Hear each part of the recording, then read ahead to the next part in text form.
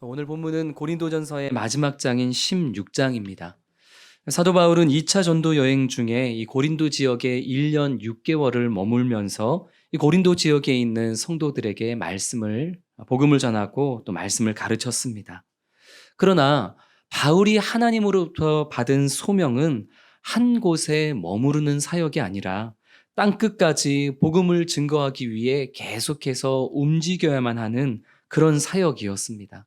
그래서 바울은 이제 고린도 지역을 떠나 다른 지역에 복음을 전하기 위해 길을 나섭니다. 그렇게 바울이 고린도 교회를 떠나고 약 3년이라는 시간이 지나면서 우리가 지금까지 살펴본 것처럼 고린도 교회 안에는 이런저런 크고 작은 문제들이 생겼고 또 교회 공동체 안에 여러 가지 어려움을 당하고 있었습니다. 비록 몸은 떠나 있지만 마음만은 고린도 교회와 늘 함께하고 있었던 사도 바울이었기에 바울은 자신의 그 마음을 편지를 통해서 전함과 동시에 또 고린도 교회가 겪고 있는 이 영적인 문제들을 어떻게 해석하고 또 말씀 안에서 어떻게 극복해야 하는지에 대해서도 이 편지를 써서 보낸 것이 우리가 지금까지 쭉 살펴보았던 고린도 전서입니다. 오늘은 이 고린도 전서 마지막 장에 나타나 있는 바울의 세 가지 권면에 대해서 짧게 또 함께 나눠보도록 하겠습니다. 첫 번째는 성도를 위한 연보, 곧 구제 헌금입니다. 우리 1절부터 4절까지 말씀을 화면을 보면서 새번역 성경으로 같이 한번 읽어보도록 하겠습니다. 성도들을 도우려고 모으는 헌금에 대하여 말합니다. 갈라디아 여러 교회에 지시한 것과 같이 여러분도 그대로 하십시오. 매주 첫날에 여러분은 저마다 수입에 따라 얼마씩을 따로 저축해 두십시오. 그래서 내가 갈 때에 그제야 헌금하는 일이 없어야 할 것입니다. 내가 그리로 가게 되면 그때 여러분이 선정한 사람에게 내가 편지를 써주어서 그가 여러분의 선물을 가지고 예루살렘으로 가게 하겠습니다. 나도 가는 것이 좋다면 그들은 나와 함께 갈 것입니다. 아멘. 지금 사도 바울은 고린도 교회를 향해서 단순하게 구제 헌금을 해라 이렇게 명령하고 있지 않습니다. 헌금을 왜 해야 하는지, 어떻게 해야 하는지, 그리고 그 헌금이 전달되어지는 과정은 어떠해야 하는지, 또 그 헌금에 대한 마음의 태도는 또 어떠해야 하는지 등에 대해서 권면을 하고 있는 것이죠. 먼저 1절 말씀을 보면 내가 갈라디아에 있는 여러 교회에 지시한 것과 같이라고 말합니다. 이 갈라디아 지역에 속해 있던 교회는 비시디아 안디옥 교회, 이고니움 교회, 루스드라 교회, 더베 교회 이런 다양한 교회들이 이 갈라디아 지역 안에 있던 교회들인데요. 이 모든 교회를 향해서도 사도 바울은 똑같이 구제 헌금에 대해서 지시를 했다는 것이죠. 이것은 헌금이라는 것은 특별히 성도를 돕는 구제 헌금은 어떤 특정한 교회, 특정한 성도에게만 선택적으로 주어지는 것이 아니라 하나님의 은혜를 받은 그런 교회, 하나님의 은혜를 누리는 모든 성도라면 모두가 기쁘게 감당해야만 하는 사역이다. 모든 교회가 감당해야만 하는 그런 사역이다라는 것을 지금 말하고 있는 것입니다. 모든 교회가, 모든 성도가 다 예수 그리스도를 머리로 하는 그리스도의 각 지체라는 사실을 인식하면서 서로의 연약함, 서로의 부족함, 서로의 필요에 따라서 사랑으로 서로 공급하는 그런 하나된 교회, 그런 존재가 되어져야 하는 것. 그것이 고린도 교회만이 아니라 모든 교회에게 요구되어지는 사역이다라는 것을 지금 1절을 통해서 사도 바울이 이야기하고 있습니다. 헌금은 선택적인 사항이 아니라 하나님의 은혜를 받은 자로서 마땅히 행해야 할 사랑의 실천이다 하는 것이죠. 2절 말씀을 보니 매주 첫날에 이렇게 말합니다. 여기서 매주 첫날은 오늘날 우리가 지키는 주일을 의미합니다. 구약에서의 안식일은 우리가 아는 것처럼 토요일이죠. 그러나 초대교회는 매주의 첫날, 그러니까 안식일의 다음 날, 오늘날의 일요일, 이 주일을 주님의 날로 지키면서 그 주일에 부활하신 주님과 또 다시 오실 주님을 대망하고는 했습니다. 정확히 언제부터 이 초대교회에서 그리스도인들이 안식일과 그리고 주일을 구분했는지, 그리고 주일에 모여서 또 예배드렸는지, 이것을 우리가 정확하게 알 수는 없지만, 그러나 분명한 것은 초대교회 성도들이 이 매주 첫날 주일에 그 부활하신 주님을 기억하고 다시 오실 주님을 대망하는 마음으로 함께 모여 그날을 중요하게 여기고 또 예배했다는 사실을 우리는 또 오늘 말씀을 통해서도 확인해 볼 수가 있는 것입니다. 이어서 바울은 각 사람이 저마다의 수입에 따라 헌금을 할 것을 권면합니다. 얼마를 딱 정해놓는 것이 아니라 교회 안에 각자의 경제적인 그런 재정적인 수준이 다 다르기에 하나님께서 각자에게 허락하신 그런 경제력에 따라서 그 자족하는 가운데에 하나님이 주시는 마음으로 자발적으로 구제 헌금에 임할 것을 권면하고 있는 것입니다. 다만 바울은 자신이 고린도 교회에 도착해서야 그때서야 허둥지둥하면서 헌금을 준비하는 일이 없도록 자신이 도착하기 전에 이 구제 헌금을 매 주일마다 잘 준비해 놓을 것을 지금 강조하고 있습니다. 그런 경우가 더러 있죠. 주일 아침이 되어서야 이제 막 헌금이 생각나고, 헌금을 해야 된다고 생각해서 현금이 있는지를 찾아봤더니 또 현금이 없고, 그래서 주일 예배 가는 길에 은행이나 편의점 현금 인출기에서 들러서 돈을 뽑아서 가다 보니 또 예배 시간에 늦게 되고, 그래서 누군가가 오늘 예배에 왜 늦었냐고, 혹시 무슨 일이 있었냐고 물었더니 헌금 때문에 늦었다고. 그렇게 헌금의 의미를 퇴색시키는 일들은 늘 준비되지 않는 자세에서부터 시작이 됩니다. 지금 사도 바울은 그것을 이야기하고 있는 것이죠. 내가 가서야, 그때서야 부랴부랴 허둥지둥 그렇게 구제 헌금을 준비하는 그런 헌금 말고 매주마다 예배하며 그렇게 마음을 모아서 준비하는 그런 헌금을 지금 사도 바울은 권면하고 있는 것입니다. 이렇게 모여진 헌금은 기근과 박해로 인해서 큰 어려움을 당하고 있었던 예루살렘 교회로 전달되어질 예정이었습니다. 그런데 이어지는 3절, 4절 말씀을 보니 지금 사도 바울은 고린도 교회를 향해서 말하기를 당신들이 예루살렘 교회를 위한 구제헌금을 잘 모아두면 내가 가서 그거를 가져다가 예루살렘 교회로 잘 전달하겠습니다라고 얘기하고 있지 않습니다. 3절에 보니 어떻게 얘기하죠? 여러분이, 고린도 교회 성도님들이 선정한 신뢰할 만한 사람들이 여러분의 그 은혜의 선물, 곧 여러분이 모금한 그 헌금을 직접 예루살렘에 전할 수 있도록 하겠다. 나는 그저 추천 편지만 써주겠다. 지금 사도 바울이 그렇게 이야기하고 있습니다. 혹시나 고린도 교회 성도들이 그래도 사도 바울이 직접 가는 게 좋지 않겠습니까? 라는 의견을 제시한다면, 그렇다면 내가 직접 갈 수는 있는데, 그렇다 하더라도 나 혼자 이 큰 헌금을 가져가지 않고 내가 가는 길에 역시나 당신들이 신뢰할 만한 선정한 그 사람들과 함께 내가 모금된 이 헌금을 가지고 예루살렘에 운반하고 전달하겠다. 지금 그렇게 이야기를 하고 있습니다. 왜 그러는 것일까요? 아무리 선한 사역이라 할지라도 어떤 한 사람으로 하여금 한 사람에게라도 작은 의혹이나 오해를 살 만한 일을 애초에 끊어내겠다는 그런 사도 바울의 태도인 것입니다. 엄격하게 준비된 모습으로 그렇게 드려진 헌금이기에 그 헌금이 운반되어지고 전달되어지고 사용되어지는 모든 과정에 있어서도 결코 하나님의 영광이 가리워지는 의혹이나 오해를 사지 않도록 애를 쓰는 그런 사도 바울의 태도를 우리는 또 여기서 살펴보게 되는 것입니다. 사랑하는 성도 여러분, 헌금은 앞서 말씀드린 바와 같이 하나님의 은혜를 받은 자라면 누구나 기꺼이 감사하는 마음으로 기쁘게 감당해야 할 사랑의 실천입니다.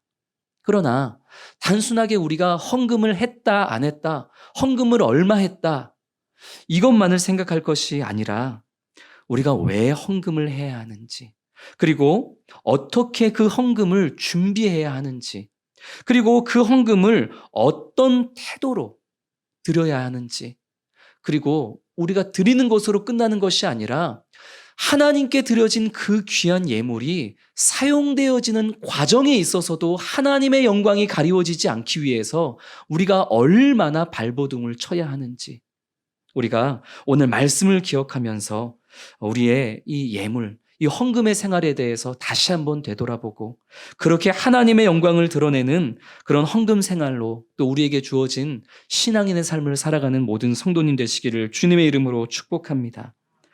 첫 번째로 이 헌금, 특별히 성도를 위한 이 구제 헌금에 대해서 권면했던 사도 바울은, 두 번째로는 자신의 이 사역에 임하는 태도에 대해서 또 고린도 교회 성도들을 향해 이야기합니다. 우리 마찬가지로 화면을 보면서 5절부터 7절까지 말씀을 우리 새번역 성경으로 같이 읽겠습니다. 나는 마케도니아를 거쳐서 여러분에게로 가겠습니다.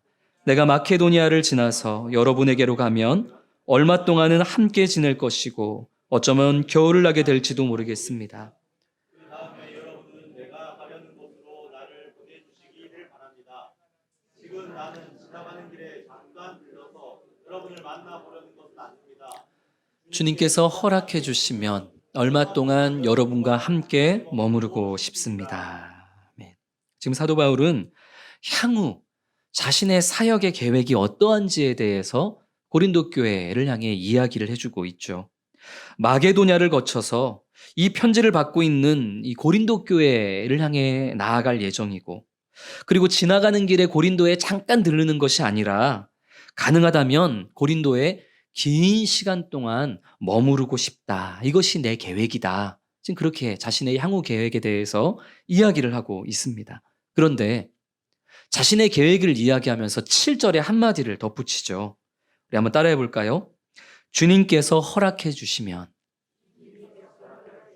네, 이것이 사도 바울의 목회 방향이고 방법이었습니다. 나에게 이런저런 계획이 있지만, 그러나 그 모든 것들은 결국 주님께서 허락해 주실 때에 가능한 것이다라는 것이죠.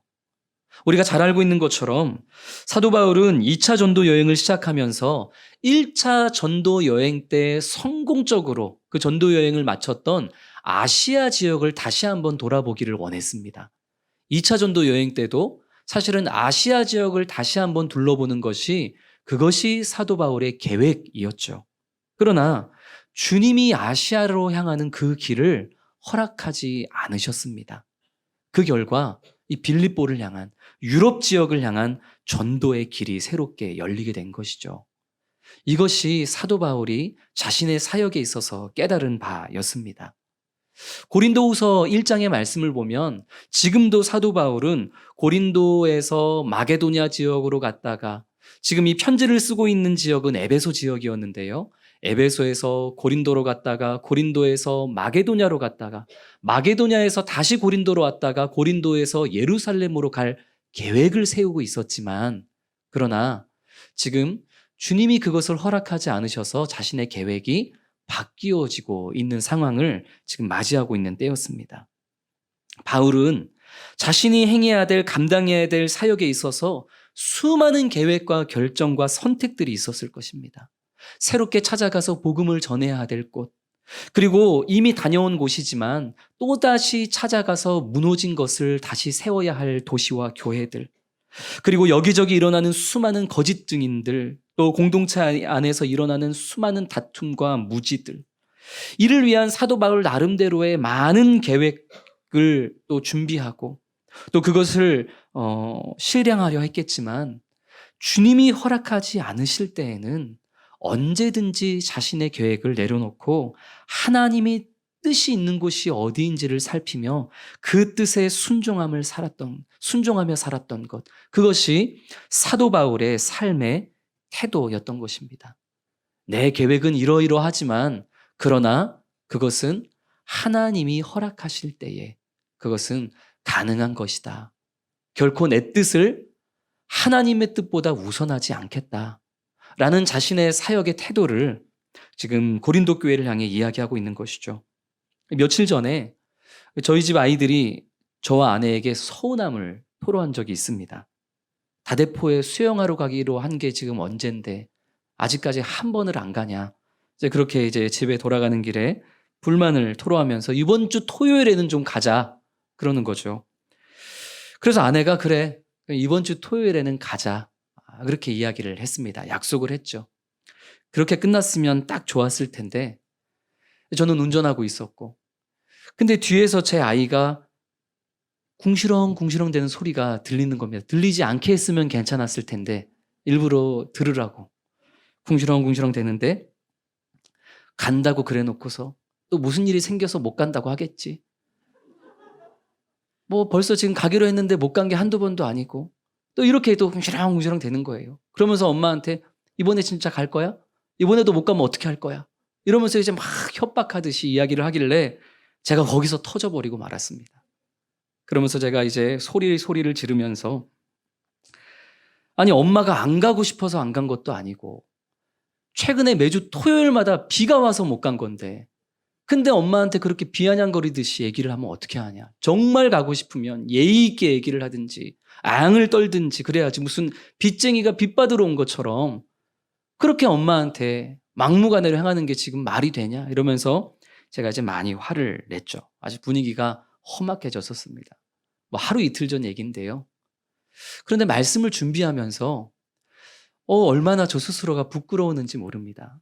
저는 저희 아이들에게 네 계획이 틀어진 거 그거 엄마 아빠 잘못 아니고 비를 내린 하나님 잘못인데 왜 엄마 아빠한테 지금 화풀이 하냐. 네 계획을 틀어버린 하나님의 계획을 욕해야지. 저는 아이들에게 사실 지금 그것을 가르치고 있었던 것이죠. 아, 내가 그때 아이한테 그렇게 화를 낼 것이 아니라 마치 네 계획이 틀어진 게 하나님 잘못이다라고 여겨질 만큼 그렇게 화를 낼 게 아니라 아니야, 아이야. 하나님께서 우리가 이런 계획을 세웠더라도 하나님이 그것을 허락하지 않으셨을 때에는 분명 너를 향한 다른 계획이 있으셨을 거야. 내 계획이 좀 틀어졌다 하더라도 하나님께서 나를 사랑하시기에 계획해 놓으신 다른 계획을 한번 찾아보자. 그렇게 이야기를 했었더라면 참 지혜롭고 좋았을 텐데 나는 왜 마치 네 계획이 틀어진 거는 엄마 아빠 잘못 아니라 하나님 때문이다라고 하나님을 원망하는 태도로 그렇게 이 아이를 가르쳤을까? 그런 고민을, 그런 반성을 해보았습니다. 사랑하는 성도 여러분, 우리의 모든 계획과 삶의 방향을 오직 사도 바울처럼 하나님께로 맞추어 살아갈 수 있는 그런 우리 성도님들이 되시기를 주님의 이름으로 축복합니다. 사람이 그 길을 계획할지라도 그 길을 인도하시는 분은 하나님이시고 때때로 내 계획보다 크신 하나님의 계획 앞에서 나의 계획과 나의 길이 허락받지 못할 때도 왕왕 있지만 그럴 때에 내 계획이 틀어진 것에 대해서 그저 실망하고 좌절하고 분노하기보다는 나를 향하신 하나님의 더 크고 놀라운 계획이 있음을 고백하면서 비록 내 계획은 틀어졌을지라도 하나님의 계획은 어디에 있는지를 우리 말씀과 기도로 더 살펴보고 발견해내면서 그 길에 우리의 생각과 뜻을 주님 앞에 굴복시키고 순종하며 나아갈 수 있는 하나님이 허락하시면 그런 사도 바울의 삶의 태도를 우리 또한 체득해 나아가는 그런 우리 모든 성도님들 되어줄 수 있기를 주님의 이름으로 축복합니다. 사도 바울이 마지막으로 권면했던 것은 사랑으로 행하라는 권면입니다. 우리 13절과 14절 말씀 우리 또 화면 보면서 같이 읽겠습니다. 깨어 있으십시오. 믿음에 굳게 서 있으십시오. 용감하십시오. 힘을 내십시오. 모든 일을 사랑으로 하십시오. 바울은 마지막으로 5가지를 명령합니다. 먼저는 깨어 있으라. 이 깨어 있으라라는 이 명령은 종말론적인 권면입니다. 분명 언제가 될지 알 수 없지만 다시 오셔서 심판하실 그 하나님 안에서 그 하나님 앞에서 늘 깨어 있어 스스로를 돌아볼 수 있어야 한다. 깨어 있으라. 그 말씀이고요. 또 두 번째로 믿음으로 굳게 서라 명령하죠. 고린도전서 10장에서 사도 바울은 선줄로 생각한 자는 넘어질까 조심하라 권면한 바 있습니다. 죄인된 나 스스로 무언가를 할 수 있다고, 내가 무언가를 하고 있다고 그렇게 생각하는 교만을 내려놓고, 우리 지난 주일 말씀을 통해서 들었던 것처럼 예수님의 믿음으로부터 얻게 된 그 의롭다 하심, 그 놀라운 은혜에 겸손한 자세와 마음으로 감사하고, 또 하나님의 완전한 의로움을 값없이 차별 없이 받은 우리들, 날마다 채워주시는 그 믿음으로 하루하루를 붙잡고 승리하며 굳게 서라는 그러한 명령을 지금 사도 바울은 고린도 교회 성도들과 우리를 향해 명하고 있는 것입니다. 세 번째로는 우리 개역개정에는 남자답게 그렇게 번역이 됐죠. 남자답게 용감해라 이런 뜻입니다. 이것은 전쟁에 임하는 그 군인들의 결의와 다짐에 대한 요청입니다. 지난 부흥회 때 우리 이찬수 목사님을 통해 들었던 것처럼 믿음의 사람으로서 그리스도인으로서 날마다 도전하는 신앙을 살아내라는 것입니다. 그리스도인으로서 용기 있게 담대하게 감당해야 될 것들을 향해서 뛰어드는 그런 도전적 신앙으로 용감하게 나아가라는 것이죠. 그리고 네 번째로 힘을 내라, 강건하라 명령합니다. 하나님께서도 모세를 향해서 또 여호수아를 향해서 뭐라고 말씀하셨죠? 강하고 담대하라. 마찬가지입니다. 우리의 내면에서 수도 없이 올라오고 있는 그런 이 육신의 소욕들, 그것들을 성령을 따름으로써 이겨낼 수 있도록, 또 우리의 그 외적인 삶에서 나타나는 이 세상의 수많은 유혹과 환경과 상황의 어려움들을 우리의 삶으로 싸워 이겨낼 수 있도록 내적으로 외적으로 말씀과 기도로 성령을 붙잡으며 강하고 담대하라라고 사도 바울은 명령하는 것입니다. 마지막으로 14절에서 사도 바울은 이 모든 것들을 무엇으로 행하라고 하죠? 사랑으로 행하라고 명령합니다. 이미 사도 바울은 고린도전서 13장의 말씀을 통해서 천사의 말을 한다 할지라도, 예언하는 능력이 있다 할지라도, 산을 옮길 만한 믿음이 있다 할지라도 그것이 사랑에 기인한 것이 아니라면 그것은 아무 쓸모없는 것이다, 의미 없는 것이고 어떠한 유익도 되어지지 않는 것이다 라고 경고한 바 있습니다. 무서운 말이죠. 하나님을 사랑함이 필연적으로 이웃사랑으로 이어지는 것, 이것이야말로 예수님께서 우리에게 교훈하여 주시고 말씀하시고 친히 삶으로 보여주셨던 삶입니다. 오늘날 세상 사람들이 교회를 향해서, 기독교인들을 향해서 참 손가락질을 많이 하죠. 비난하고 비판하고, 그리고 교회를 향해 모순적이라고 욕합니다. 그런데 비난과 비판은 그 대상에 대해서 무언가를 알아야만 가능한 것인데, 도대체 세상은 기독교에 대해서, 그리스도인에 대해서 무엇을 어떻게 알고 있기에 우리를 향해서 모순적이라며 그렇게 우리를 욕하고 있는 것일까요? 다른 건 몰라도 기독교에 대해서 세상이 아는 것 하나, 그것은 기독교는 사랑의 종교여야만 한다는 것입니다. 기독교인들이 믿고 닮기를 원하는 그 예수가 사랑을 말씀하셨고 사랑을 실천하는 사람이었더라, 그런 분이었더라 하는 정도, 그 정도는 교회 밖에 있는 사람들도 알고 있는 것이죠. 그래서 세상은 교회가, 그리스도인이 사랑을 행하는가 그렇지 않은가, 오직 그것으로 교회를 비판하고 판단합니다. 그들이 보기에 사랑의 행함이 있어야만 하는 교회가 도무지 사랑의 행함이 보이지 않기에 교회를 모순적이라고 욕하고 비난하는 것이죠. 사실 교회가 사랑의 행함을 보여주기 원하는 것, 그것이 우리를 향한 교회의 기대인 것입니다.